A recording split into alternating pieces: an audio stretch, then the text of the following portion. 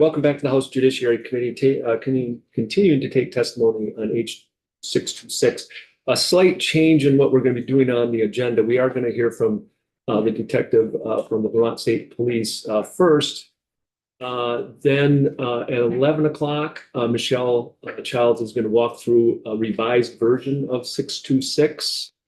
And if there's still time, we'll hear from Kim McManus and Charlie as well, the network. If not, we'll use the 2:30 time slot that I had for Michelle's walkthrough to hear back from them. So we will get started with Detective Stubin. Did I Studin, I should say. I apologize. Thank you for being here. Appreciate sure being here. You could identify yourself for the record and then proceed. Nice to see you again. You were testifying. I can't remember. You did the training. Yes, with the human trafficking training. That's what thank you. Yes, not that long ago. Memorable. I remembered you. I was so busy looking at the PowerPoint that I didn't fully connect right away. And you were so far away. It was like right, there's all those excuses I have. But thank you for being back and thank you for testifying today. Thanks for having me. So go ahead and identify for the record and proceed. Thanks. Sure. Lieutenant Michael Student with the Vermont State Police. Go ahead. Sure. The Vermont State Police are obviously in favor of this legislation. We investigate crimes like this, if not on a weekly basis, definitely a monthly basis. Our detectives are trained in investigating these types of crimes.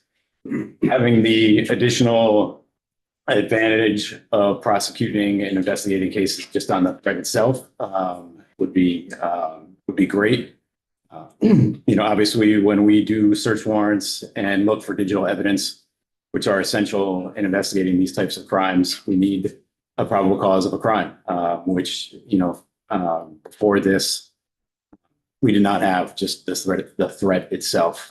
You discussed earlier that I was presenting for a human trafficking training and to a committee last week. And this is a gateway into that world for juveniles. Sextortion is definitely an avenue that traffickers use to lure, especially our vulnerable juvenile population, into trafficking. And for those juveniles that don't take up that invitation, being able to prosecute just based upon the threat would be extremely helpful.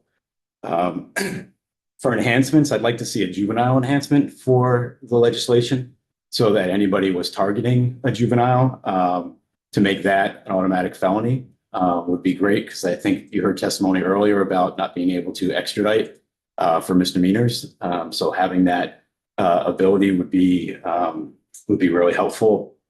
For juveniles that are making those threats, having that maybe move to juvenile or from juvenile court to adult court would also be helpful. That way there would be a permanent record of it and it wouldn't disappear at the age of 21 or whatever the age is at. And because if they're putting those videos and images of our victims out and there's a public record of that, well, I think having a public record for the offender would also give some sort of justice to those victims. And then I think an educational piece to this would also be helpful. This is an age group, the juvenile 13 to 18-year-olds. Taking photos of themselves, videos of them nude seems to be second nature. It's not a big deal for that population. And I think the more education that we can get out around some of the ills of that would be helpful. And then also, if this law does get passed, educating them on the fact that there are legal options for them to pursue if they're receiving these types of threats or harassment. So, there are organizations like the Vermont Child Alliance and things that do that type of education, and I think additional funding for that through CACs would be very helpful. So questions, Barbara? Thank you. I'm wondering, it sounds like you are seeing more perpetrators that are living in Vermont, not just necessarily some of the stories that we've been hearing related to people in other countries doing the extortion. Is that right? I think there's a healthy mixture. Who's perpetrating these crimes? There are a lot of phishing emails and texts and things like that that go out to vulnerable groups, juveniles specifically. They meet a lot of people online who aren't who they think they are. And sometimes that's from within the country and sometimes that's from without. So, it varies. So you definitely have had investigations of Vermont people doing that kind of extorting. Yes, and those seem to be with individuals that have a previous relationship that know each other. Some of the stranger, where folks don't have a relationship are the ones that you see more from overseas. And are the internal ones, when you say they know each other, they're sort of like the revenge or the... Yes. Other questions? No, not here, Nani? Yes, that was straightforward. I guess just one thing came up this morning as a concept of some sort of enhancement if there's a power dynamic. And I know we have that in some other laws that if like a professor and a student or, that's that kind of situation, whether an enhancement makes sense in that scenario. I think the greater enhancement would be just to protect the juvenile population as a whole instead of the power dynamic. I'm not sure we have come across many cases involving that type of a dynamic. We definitely see more of them targeted to that juvenile population. And how about as far as enhance or making it clear the consequences if death or serious bodily harm results? I mean, it would be under a recklessness standard, essentially along the lines of involuntary manslaughter. I think we would support that as well. Other questions? I appreciate it. Thank you very much. Thank you for your time. Thank you. So we've got a little time to wait again because I think we probably want to have, I think Michelle's going to be available at 11 or hopefully a little earlier to walk through the latest draft. Did you get a chance to look at that yet, Angela? Does it cover? I think so. Already. One thing I was wondering was the compelling somebody to engage in a sexual act. Is that in there? I just missed it. Yeah. No. Okay, well, actually, it might fit now better. No, I think it's okay. So we're going to have her in, and then we'll hopefully hear from a couple other witnesses on this latest draft. I think they know that it's going to be in here because we've all been paying attention, watching what we've been talking about. So I'm going to take just a little bit of time, and then we'll take a break. But I just so this morning I spent an hour or so looking ahead at the 5 weeks that we have left after this week, trying to fit in various bills that some priorities, some a little less so, but trying to fit all that stuff in. I had Tom and I had a conversation with Jay Johnson yesterday, kind of going over their priorities, going over my priorities as I understand from the committee and from our various stakeholders. I look to state's attorneys, defenders, courts, et cetera. So I just actually wanted to run through to give everybody kind of heads up on my thinking. And I will say that there's a lot here to do, and it's going to be a lot of work to get there. I think some of the bills are not going to be as complicated as the animal cruelty bill or the voyeurism bill, where we're going to have multiple versions of that. I think They are more straightforward. If it ends up that they're not, obviously, this is all subject to change, but I just wanted to give folks kind of a heads up, like on a week by week basis, what I'm hoping to look at. So next week, if we haven't finished up animal cruelty, which I doubt that we have by then, and also if voyeurism has not been ready to vote on Friday, we'll deal with those. We're probably going to hear from the Human Rights Commission, just to have an opportunity for David Hartman to explain a recent report that they had on Wednesday. We're going to take up H744.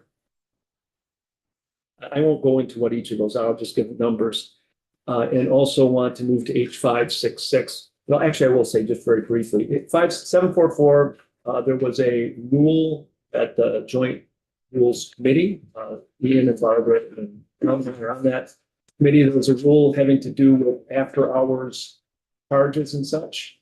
And it's rather controversial for state's attorneys and such, but we decided that we would take over that rule in the legislature because there was a problem in the rule that actually was caused by the legislature several years ago. And we want to take it and fix that. But we're going to look at this bigger issue of after hours. So anyway, we're going to deal with that. We'll have Judge Treadwell in that morning. Now we need more admission that we do stuff on. So it must have been, Just saying. it must have been a different committee, really. It must have been the Senate. Anyway, so 566 is diversion. That's the main part of that is changing from expungement to sealing in diversion cases. H572 is actually fairly narrow as well. That has to do with, it's actually a short form bill right now. I'll ask to have a vote to take it off the wall. It has to do with access to criminal records by the press, by the internet. Right now, they have to actually go to the courthouse to get records. This would allow them to have an account on the judiciary system, and they would be able to get records that way.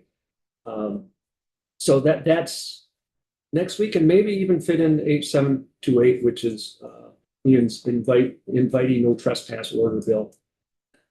Again, this is all subject to change. These are not hugely complicated bills, so hopefully we can get those out fairly straightforwardly. Week 6, that's when we're going to have a public safety joint hearing with Senate Judiciary on Wednesday morning. We'll get testimony about the Chittenden County 3B docket, or also known as Accountability Court. And then based in part on that, there's at least a couple bills that we'll be looking at.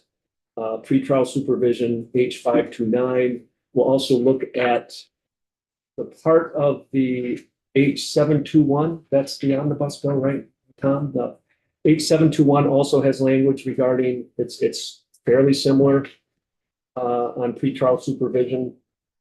And then youthful offender, which is H642. Again, H721 has language on youthful offender that is a bit different.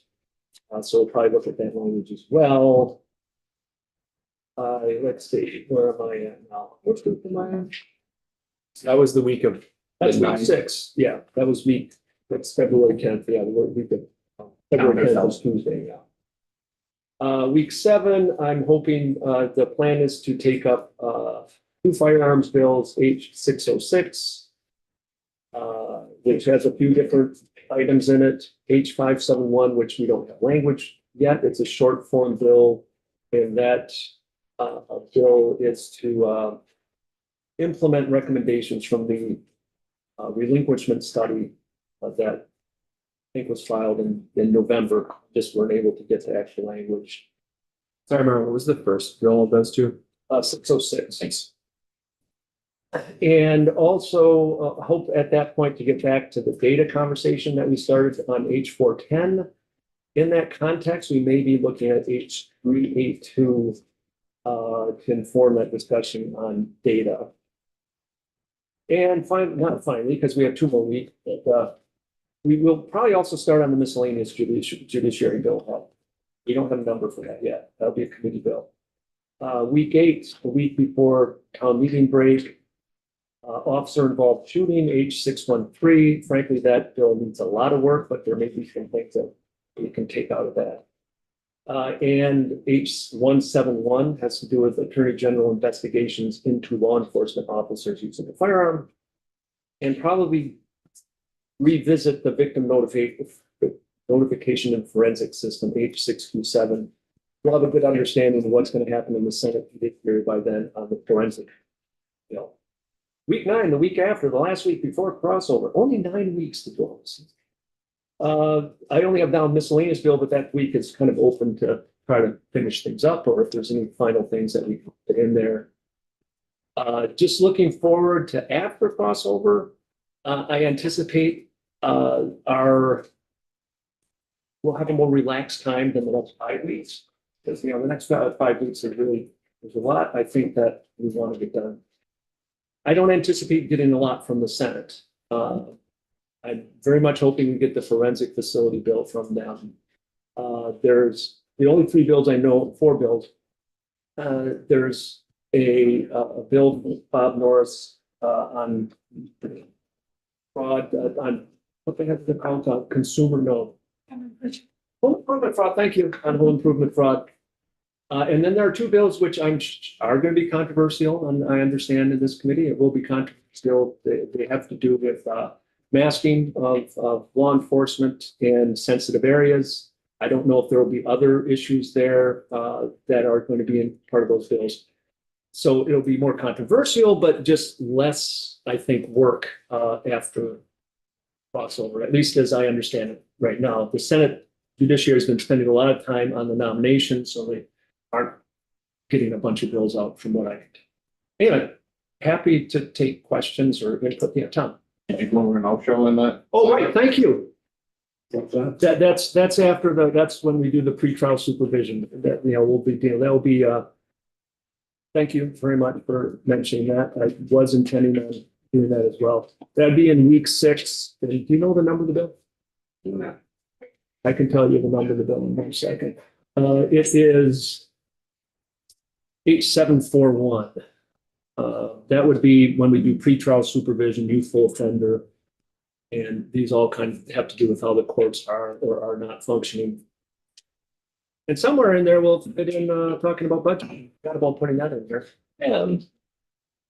So yes, I will try not to have these half hours where we aren't getting things done. It's not like we got a lot to do. Any other input, questions, concerns? Thank you for walking us through that. It's very helpful. Yeah, pieces of the public safety bill that are being worked on elsewhere. So the forensic facility, Yeah, that's in the Senate. that's the same exact language that they're taking up. Yeah. The recidivism part, we've already started kind of working on. We have the same language in 410, but we'll probably go in a bit of a different direction. I think I did mention that today, yesterday. The youthful offender is in there. I'm missing something. There is a juvenile, which my intent is not to take up that. We talked about this, the expanding Big 14. There are a couple parts of the bill that are in corrections. Well, And you that probably big should talk 14, about we those. just expanded. Yeah, that has been last year, expanded. so. I'm thinking I'm missing something, Tom. I can't recall off the top of my head. Did we figure out what piece of the public safety bill that corrections they had? Yeah, I can look at it and it's I think it's repealing the earned time, which seems unlikely they're gonna do that frankly, but Right. and there was another sentence. Well, the sentencing issue might be us. I'll look at it again. It's been a few days since I looked at it to track those. So What are we doing on 71? that weeks 8, yeah, when it's in conjunction with looking at the I have a different set of language for that if you're ever interested. well, yeah, sure. Yeah, no, yeah, we'll take a look. Can you share that with us, Martin? The run through. Yeah, happy to. Yeah. enough copies. On the list. Yeah. Yeah. Yeah. I mean, I can transcribe the meeting, but I just figured instead of wasting my time doing that, it'd be helpful if we had it in writing. Yeah. And I guess another question beyond, thanks, beyond the public safety omnibus, what did Jay and the governor indicate as their priority for this list? I'd say the forensic facility. is- Forensic facility is definitely number one. Number one. Yeah, and that's looking good. I mean, right now. Well, they're taking it up. Well, no, and they're gonna be serious about looking at it. It's not, I don't think they're just taking it up to these people. Right. But no, yeah. And beyond the forensic facility? That was my understanding was their top priority. You know, I think everything else is about on the same level, to tell you the truth. I think Because there's been some such big issues around not having a facility. I think the recidivism one is probably the lowest priority of that bill, just from, I mean, from what what she was in here I testifying. don't know about. Because she was testifying today, and the lowest priority. Right. Yeah. Right?